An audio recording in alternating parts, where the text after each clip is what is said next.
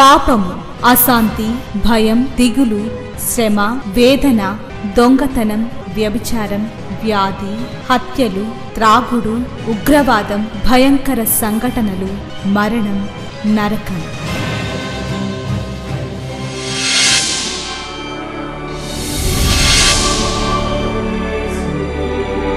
సిలువలోనే పాప క్షమాపణ, పరిశుద్ధ జీవితం, ప్రేమ, వాక్య ధ్యానము, నెమ్మది, సహవాసం, నిత్య జీవం. శాంతి సోపానాలు, ఇవి శాంతి ప్రదాత బోధలు. చీకటిలో ఉన్న ప్రజలకు గొప్ప వెలుగు కలుగుటకు, చీకటిలో ఉన్న ప్రజలకు గొప్ప వెలుగు కలుగుటకు, చీకటి నుండి వెలుగునకు నడిపించే సోపానాలు. శాంతి సోపానాలు కార్యక్రమానికి మిమ్మల్ని ప్రేమతో ఆహ్వానిస్తూ ఉన్నాను. ఈ కార్యక్రమాలు మీ వ్యక్తిగతమైన ఆత్మీయమైన జీవితాన్ని దినదినము మరింత లోతునకు నడిపిస్తూ దేవుని యొక్క చిత్తాన్ని జరిగించే ఒక ఉన్నతమైన మనసులోనికి తీసుకురావాలని, దేవుని కార్యక్రమాలు దేవుని దృష్టితో చూడాలని మనవి చేస్తూ ఈ మాటలు మీకు తెలియజేస్తూ ఉన్నాను. ఈ క్రిస్మస్ అనగానే గత వారంలో మనం చెప్పుకున్నట్లుగా దీన్ని ఒక పండుగలాగా, ఒక వేడుక, క్రిస్మస్ మహోత్సవం, క్రిస్మస్ సంబరాలు, ఇలా రకరకాల పేర్లతో ఒక పండుగలాగా చేసుకుంటున్నాం. క్రిస్మస్ అంటే కొత్త బట్టలు కాదు, క్రిస్మస్ అంటే పిండి వంటలు కాదు, క్రిస్మస్ అంటే మనం చేసుకునేవేవి కాదు. అలా అని కొత్త బట్టలు కొనుక్కోవద్దని నేను చెప్పట్లేదు, కానీ ఒక వస్త్రం కొనుక్కునేటప్పుడు నా ప్రభువును పొత్తి గుడ్డలతో చుట్టి పరుండబెట్టారు అనేది మనసులోకి తెచ్చుకోండి. ఈ క్రీస్తు పుట్టుక ఉదంతాన్ని గురించి మీరు ఎన్నో సందేశాలు వింటూ ఉంటారు. కానీ ఒక స్త్రీగా మరియా జీవితంలో నేను నేర్చుకున్నది, చాలా సంవత్సరాల క్రితం నేర్చుకున్న ముఖ్య అంశాలు ఏంటి అంటే, ఒక తల్లిగానో, ఒక స్త్రీగానో, అక్కగానో, చెల్లిగానో దేవుని చేత దయాప్రాప్తురాల అని పిలిపించుకుంది మరియా. ఒక కుటుంబం కట్టబడాలి అంటే స్త్రీ చాలా ప్రాముఖ్యం. మోషే 3 నెలల పిల్లవానిగా ఉన్నప్పుడు మిరియాము ఎంతో బాధ్యత కలిగిన చిన్న బిడ్డగా వానికి ఏమవుతుందో చూద్దామని నిలబడింది. ఫరో కుమార్తె దగ్గరకు ఆ చిన్న పిల్లాడు వెళ్ళడానికి ఒక మార్గం అయ్యింది.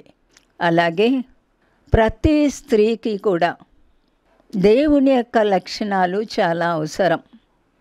ప్రేమ, నమ్మకత్వం, ఓర్పు, సహనం, ఎలాంటి పరిస్థితినైనా సరే జయించగలిగే దేవుని యొక్క శక్తి చాలా అవసరం. మీరు ఎన్నో కష్టాలు, దుఃఖాలు, బాధలు, శ్రమలు, అనారోగ్యాలు, ఒకవేళ ఈ సంవత్సరం మీ కుటుంబంలో ఒక మరణం, ఇలా ఎన్నెన్నో సంఘటనలు రుచి చూచి ఉండవచ్చు. ఏ పరిస్థితి ఎలా ఉన్నా, ఈ లోకంలో ఎవరు మనల్ని దయతలంచకపోయినా, ఈ లోకంలో ఎవరు మనల్ని అర్థం చేసుకోలేకపోయినా, మన చుట్టూ అన్నీ బాధలే అయినా, ఒకవేళ సంతోషమే అయినా, ఎక్కడో చోట మనసు కలుక్కుమనే సంఘటన ఉండక మానదు. మరియా ప్రతి స్త్రీకి కూడా ఒక మాదిరే. ఆమె దేవుని చేత దయాప్రాప్తురాలా అనిపించుకుంది. లూకాసు వార్త 1వ అధ్యాయం 28వ వచనం. 2 ప్రభు నీకు తోడై ఉన్నాడు అనే మాట దేవుడు తన దూతగారి ద్వారా, గబ్రియేలు ద్వారా మరియకు తెలియచేశారు. ఏ వ్యక్తికైనా కావలసింది దేవుని యొక్క దయ, 2, ప్రభు జీవితాలకు తోడై ఉండడం. మూడవదిగా 30వ వచనంలో దేవుని వలన నీవు కృప పొందితివి. ఈ 3 మాటలు ఒక వ్యక్తికి ఎంత ప్రాముఖ్యమో మనకు అర్థమైతే దేవుని దగ్గర ఈ 3 మాటలు అనిపించుకోవాలని మనం కూడా ఎలా ప్రవర్తించాలో అలా ప్రవర్తిస్తాం. ఈ దినాల్లో మనల్ని మనం పరీక్ష చేసుకోవాల్సిన విషయం ఈ ప్రత్యేక అంశంగా మీ ముందు పెడతా ఉన్నాను. 1, దేవుని దయ సంపాదించుకుంటే ఒక తల్లి లేక ఒక సహోదరి లేక తల్లి తండ్రి, ఒక వ్యక్తి దయ సంపాదించుకుంటే ఆమె యొక్క కుటుంబీకులు కూడా ఆ దయ అనే సర్కిల్లోకి వస్తారు. ఒక వ్యక్తిని మనం ద్వేషించినప్పుడు వాళ్ళ పిల్లల్ని వాళ్ళ ఇంటి వాళ్ళని కూడా ద్వేషిస్తారు. ఆ వ్యక్తికి నీకు ద్వేషం ఉండొచ్చు, కానీ పిల్లలు ఏం చేశారు? అంతే. అది లోక పరపతి. మరియా జీవితం ఒక మాదిరికరమైన జీవితం. దేవుని దయ, దేవుని తోడు, దేవుని కృప పొందింది. ఈ క్రిస్మస్ హడావుల్లో ఉన్నారేమో కానీ దేవుని దయ ఎంతవరకు పొందాం? దేవుని తోడు ఎంతవరకు మనకి ఉంది?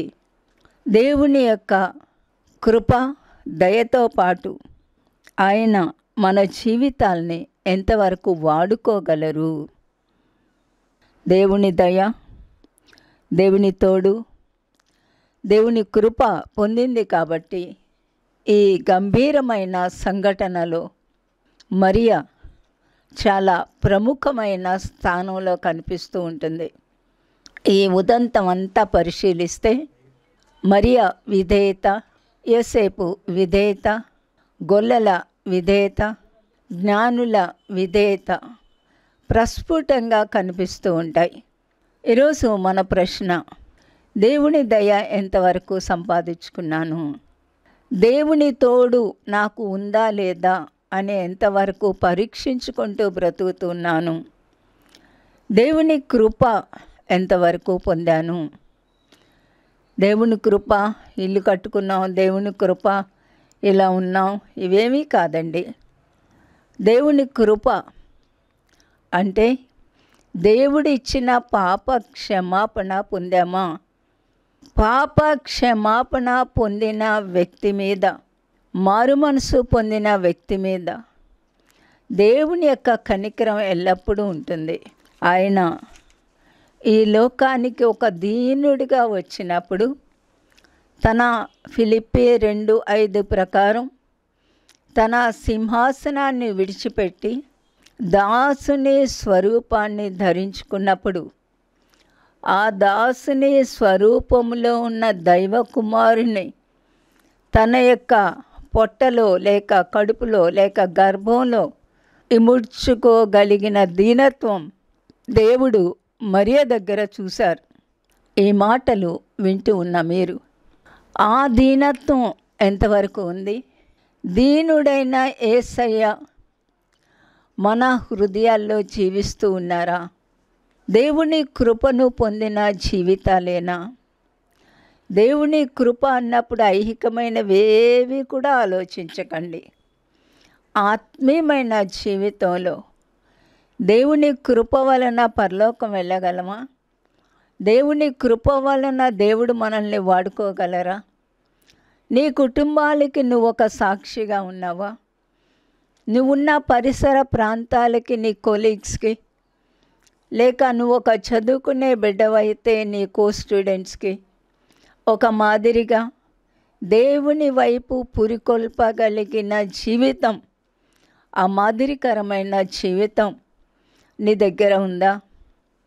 నువ్వొక పెద్ద వ్యక్తివైతే ఎంతవరకు యేసు ప్రభు ప్రేమను జీవితంలో చూపించాం? ఎంతవరకు దేవుని ప్రణాళిక మనకు అర్థమైంది? లేక సంవత్సరాలు గడుస్తూ ఉన్న కొలది ఈ క్రిస్మస్ సీజన్ రాగానే కొత్త బట్టలు, పిండి వంటలు, ఆయా విధములైన ఐహికమైన వాటితో ఒక పండుగలాగా దీన్ని జరిపేస్తూ ఉంటే అసలు దేవుడంటే ఏంటో మనకు అర్థం కాలేదు. దేవుని రక్షణ ప్రణాళిక అర్థం కాలేదు. మరియా పలికిన పలుకులు చాలా విచిత్రంగాను చాలా ఆశ్చర్యంగానూ ఉంటాయి. దేవుని పట్ల మరియకున్న భక్తి అపారమైంది అని మనకి అర్థమవుతూనే ఉంటుంది. మరియా అన్నప్పుడు ఆమె వయస్సు దాదాపు 13 లేక 14 సంవత్సరాలు అని చెప్తూ ఉంటారు. నాకైతే చాలా ఆశ్చర్యంగా ఉంటుంది.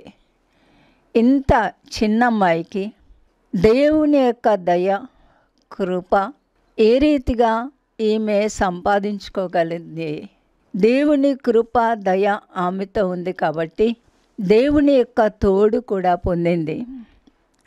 లూకాసు వార్త 1వ అధ్యాయం 46వ వచనం నుండి కొన్ని వచనాలు మనం చదువుదాం. ఇక్కడ మరియ యొక్క హృదయం, ఆమె యొక్క ఆ అంతరంగం చాలా చక్కగా కనిపిస్తూ ఉంటుంది. నేను అనేక సార్లు ఈ మాటలు చదువుతూ ఉండేదాన్ని. చూడండి, 46వ వచనం 2వ లైన్, నా ప్రాణము ప్రభువును ఘనపరచుచున్నది. ఇది మాటలతో కాదు, ఇది చాలా లోతైన మాట. మనలో చాలామంది పలుకని మాట. ఒక్కొక్కసారి సంఘాల్లో నిలబడి పాటలు పాడదామంటే అవలీలుగా పాడతాం. స్తుతులు చెప్పే సమయాలు ఉంటాయి. ఆరాధనలో స్తుతి చెప్పమంటే చెప్తాం.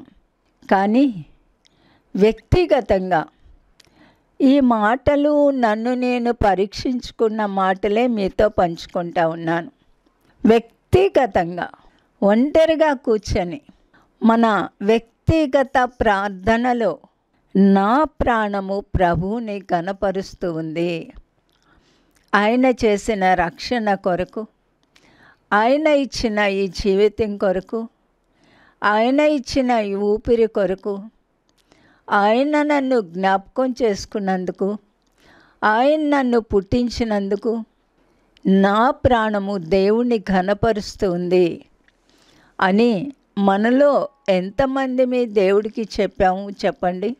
రెండవది 47వ వచనంలో, ఆయన తన దాసురాలి దీన స్థితిని కటాక్షించెను. దీన స్థితిని కటాక్షించెను. తనకు తాను ఏమని చెప్పుకుంటా ఉంది? నేను ఒక దీనురాలను. ఈ మాట చదివినప్పుడు అనుకుంటాను, అవును, ఆమె దీనురాలి కాబట్టి దీనుడైన యేసయ్య ఆమె గర్భంలో ఒదిగారు. ఈ రోజుల్లో ఎంతమంది దీనంగా ఉంటున్నారు చెప్పండి. వినయ విధేయతలతో తమను తాము తగ్గించుకొని తల్లిదండ్రులకేమి, కుటుంబాల్లోనేమి, సమాజంలోనేమి, చదువుకునే తరగతుల్లోనేమి దీనంగా ఉండే అమ్మాయిలు కనిపిస్తారా అండి చెప్పండి మనకి. దీనత్వం, ఒక భక్తుడు అన్నాడు, పరిశుద్ధత దీనత్వం రెండూ కలిసి ఉంటాయని. ఎక్కడ పరిశుద్ధత ఉంటుందో అక్కడ దీనత్వం ఉంటుంది. పెద్దల్లోనేమి పిల్లల్లోనేమి దీనత్వం చాలా అరుదుగా కనిపిస్తుంది. మనం ఇహలోక విషయాల మీద మనసు పెట్టినప్పుడు దీనత్వం రాదు. మనం దేవుని మీద మనసు పెట్టినప్పుడు, దేవుని యొక్క లక్షణాలు ధ్యానం చేసేటప్పుడు ఆయన దీనుడు అనే ఒక లక్షణం మనకి కనిపిస్తూ మనం కూడా దీనత్వం కొరకు ప్రయాసపడుతూ ఉంటాం. ఎంత ఔన్నత్యానికి ఎదిగినా అంత దీనులమై ఉంటాము అని ఒక భక్తుడు పాట కట్టాడు. గొప్ప గొప్ప భక్తులు అందరూ కూడా దీనులే.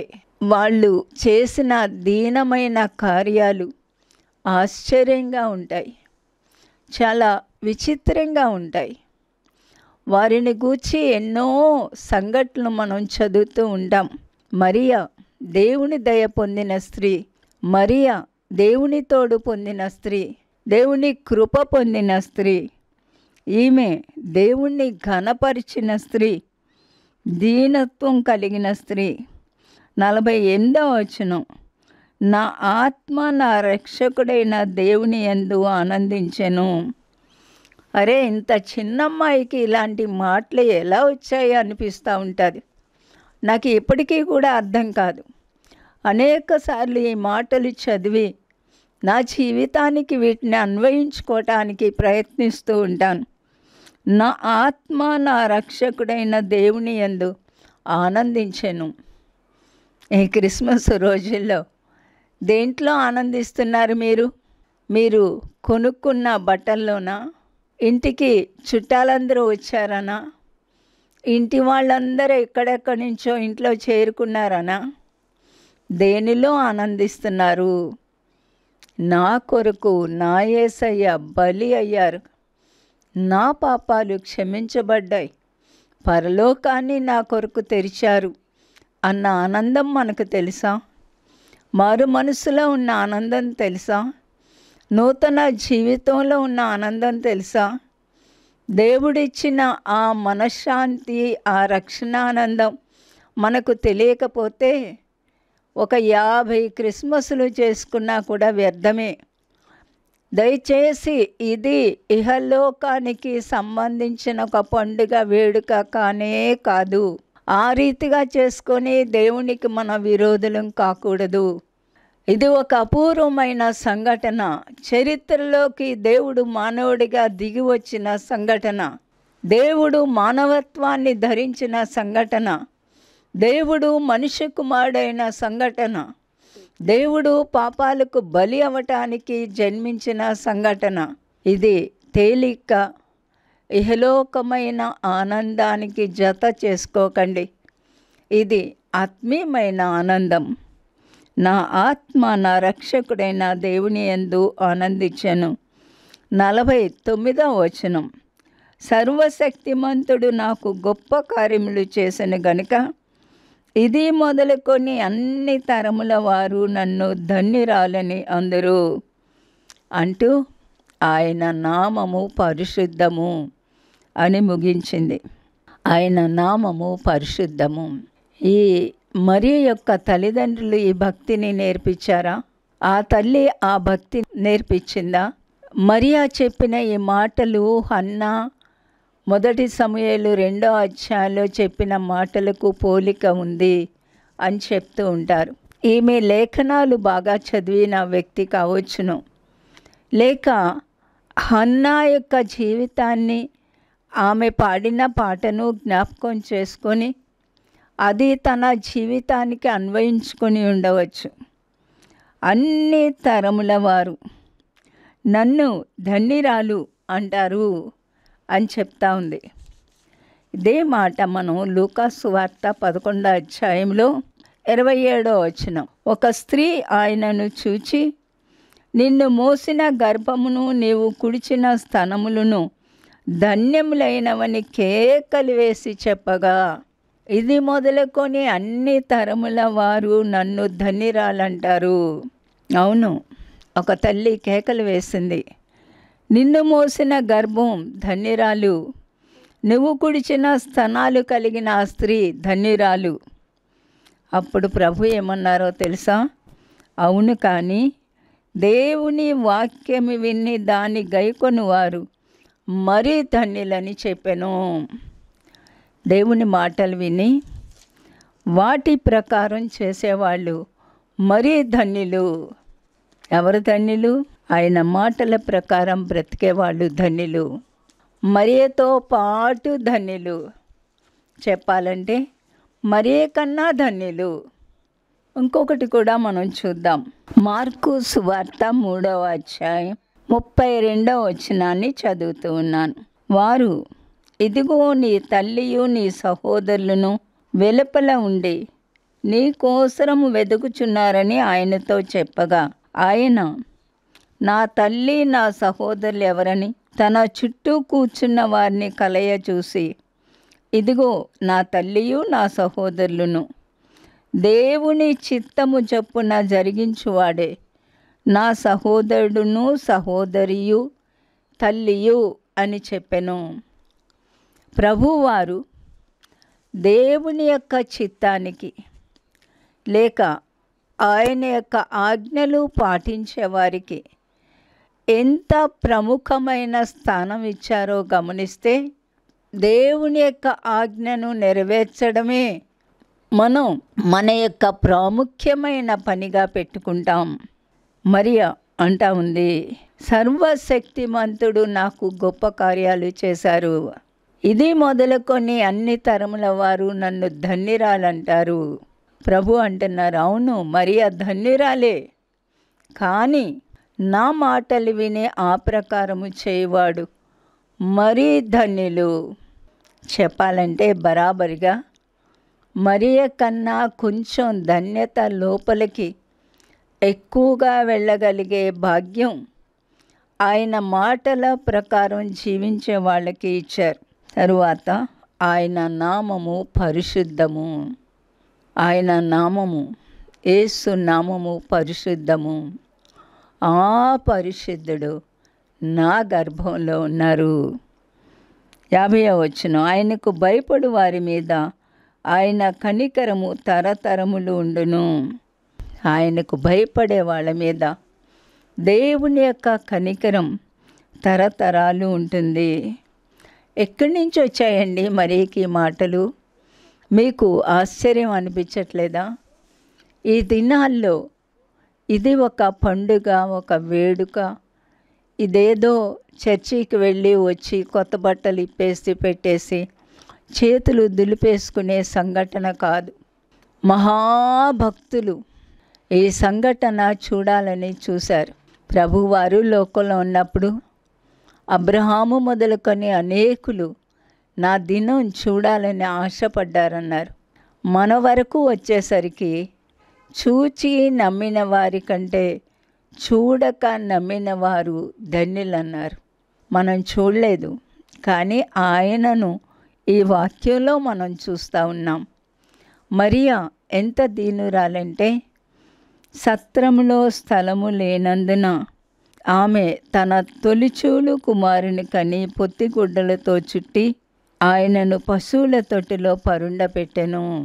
బహుశా ఆ సత్రపు యజమాని ఆ తల్లి ప్రసవించడం చూసి సత్రంలో ఆమెను పెట్టడానికి స్థలం లేదు కాబట్టి పశువుల తొట్టి శుభ్రం చేసి ఇచ్చి ఉండుంటాడు. తరువాత గొల్లలు వచ్చారు. కొన్ని రోజులకు, మేబీ 1 సంవత్సరం అయిందేమో, జ్ఞానులు వచ్చారు. అందరూ ప్రభు యొక్క మహత్యాన్ని చెప్తూ ఉంటే, మరియకున్న ఇంకొక స్వభావం ఏంటి అంటే, లూకాసు వార్త 2వ అధ్యాయం 19వ వచనంలో, అయితే మరియా మాటలన్నీ తన హృదయంలో తలపోసుకొనుచు భద్రము చేసుకొనెను. ఈ ప్రత్యక్షతలు, గబ్రియేలు దూత తన దగ్గరకు రావడం, యేసేపు గబ్రియేలు దూత యొక్క ప్రత్యక్షత కలలో ఉన్నది చెప్పడం, ఆ తరువాత యేసేపు తనని స్వీకరించడం, ఆమె ఎలిజబెత్ దగ్గరికి వెళ్ళినప్పుడు మరియా ఉనికి చూడగానే ఎలిజబెత్ గర్భంలో ఉన్న శిశువు గంతులు వేయడం, ప్రభువు ఆ సత్రంలో ఉన్నప్పుడు పుట్టడం, ఆయనను పశువుల తట్టిలో పండుకోబెట్టడం, గొల్లలు రావడం, ఇవన్నీ కూడా ప్రతి మాట పొల్లిపోకుండా తన హృదయంలో దాచుకొని వాటినే తలపోసుకుంటూ ఉంది. మరి ఎంత మాదిరో మనకి చూడండి.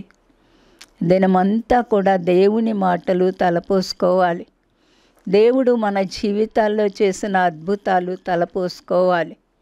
మరొకసారి లూకాసు వార్త 1వ అధ్యాయం 54, 55 వచనాలు కలిసి ఉన్నాయి. అబ్రహామునకును అతని సంతానమునకును యుగాంతము వరకు తన కనికరము చూప జ్ఞాపకము చేసుకుందునని మన పితరులతో సెలవిచ్చినట్టు ఆయన తన సేవకుడైన ఇశ్రాయేలునకు సహాయము చేసెను. ఏ వాగ్దానమైతే పితరుడైన అబ్రహాముకు చేశారో, అతని యొక్క సంతానానికి చేశారో, ఆ మాటలు యుగాంతము వరకు నిలిచి ఉండే ఒక వాగ్దానాన్ని ఈ దినాల్లో దేవుడు నెరవేర్చారు. ఆ కనికరాన్ని చూపించారు. ఇశ్రాయేలునకు సహాయం చేశారు. గత వారం చెప్పాను, ఈ ప్రపంచ రాజ్యాలన్నిటిలో ఒకే ఒక దేశం ఒక వ్యక్తి పేరున పిలువబడుతుంది. అదే ఇశ్రాయేలు. ఈ ఇశ్రాయేలు యాకోబు ఇస్సాకు కుమారుడు, ఇస్సాకు అబ్రహాము కుమారుడు. ఈ సంతానంలో నుండే, యూదులలో నుండే ప్రపంచాన్ని రక్షించగలిగిన లేక పాపాలు క్షమించడానికి బలి అయ్యే దేవుని గొర్రెపిల్లగా యేసు ప్రభువారు పాప పరిహారార్థ బలిగా జన్మించారు. ఆయనను సేవించడం, ఆయన ఇచ్చిన ఆ పాప క్షమాపణ, మనశ్శాంతి స్వీకరించడం మానవులకు ధన్యత. మీరెవరైనా సరే, క్రైస్తవులు కావచ్చు, క్రైస్తవేతరులు కావచ్చు, ప్రతి మనిషికి కావలసింది మనశ్శాంతి, ప్రతి మనిషికి కావలసింది పాప క్షమాపణ. ఆ పాప క్షమాపణ రక్త ప్రోక్షణ లేనిదే రాదు. జంతు రక్తం మానవ పాపాలకు సరిపోదు. సర్వ మానవ కోటి కొరకు సృష్టికర్త అయిన దేవుడు, సర్వాధికారి అయిన దేవుడు, ఏకైక దేవుడు, అద్వితీయ దేవుడు మానవుడిగా జన్మించి మన పాపాలకు ఆయన పరిహారం చేశారు. ఆయన పేరు యేసు. ఆయన పేరు పాపములను పరిహరించడానికి ఈ లోకానికి వచ్చిన ఏకైక దైవం. పాపములను క్షమించడానికి నాకు అధికారం ఉంది అని ప్రకటించిన దేవుడు. ఆ పాప క్షమాపణతో, దేవుడిచ్చే మనశ్శాంతితో మీరందరూ నూతన జీవితాలతో వర్ధిల్లాలని కోరుతా ఉన్నాను. ప్రార్థన చేసుకుందాం. ప్రేమ కలిగిన మా ప్రియమైన పరలోకపు తండ్రి, నీ మాటలు విన్న ప్రతి ఒక్కరి కొరకు మీకు వందనాలు తెలియచేస్తూ ఉన్నాను. ఎవ్వరు కూడా ఈ సీజన్ని ఒక పండుగగా, ఒక వేడుకగా చేసుకోకుండా మీ దయ, మీ కృప, మీ కనికరాన్ని పొందుకొని మీరు తోడుగా ఉన్న జీవితాలు జీవించాలన్న నిర్ణయంతో ఆత్మీయంగా ఈ దినాలు గడపటానికి ఒక్కొక్క జీవితాన్ని ఆయత్తపరచమని మీకే అప్పగిస్తూ యేసు నామమున వేడుకుంటున్నాను తండ్రి. ఆమేన్. క్రీస్తు మీ జీవితాల్లో ఉదయించి ఒక నూతన సృష్టిగా చేసి ఆయనకు ఆనందకరమైన జీవితం జీవించడానికి మిమ్మలను సిద్ధపరచునుగాక. దేవుడు మీకు తోడైండునుగాక. శ్రీమతి జాయ్ శామ్ బెన్నీ గారి కలము నుండి స్త్రీల శీర్షికలో రచింపబడిన 10వ పుస్తకము విధి వంచిత వనితలు. కేవలము స్త్రీల కొరకు మాత్రమే కాదు, ప్రతి ఒక్కరూ ఆత్మీయ మేలుకై చదవగలిగిన పుస్తకాలివి. మహాదేవుడు మన ప్రభువు రక్షకుడునైన యేసుక్రీస్తు కృపా, దేవుని ప్రేమ, పరిశుద్ధాత్మ నిత్య సన్నిధి సహవాసం కూడి వచ్చిన మనందరికీ సదా తోడైండి నిత్యత్వాన్ని గూర్చిన నిరీక్షణతో కూడిన జీవితాలలోనికి నడిపించును గాక. Amen. My address Srimati Joy Sam Benny, Emmanuel Church 1-146 S Achutapuram, Kakinada 4. మా ఫోన్ నంబర్స్ 9440109893 మరియు 0884-237-6793. మరలా ఇదే సమయానికి ఇదే ఛానల్లో మనం కలుసుకుందాం. Thank you.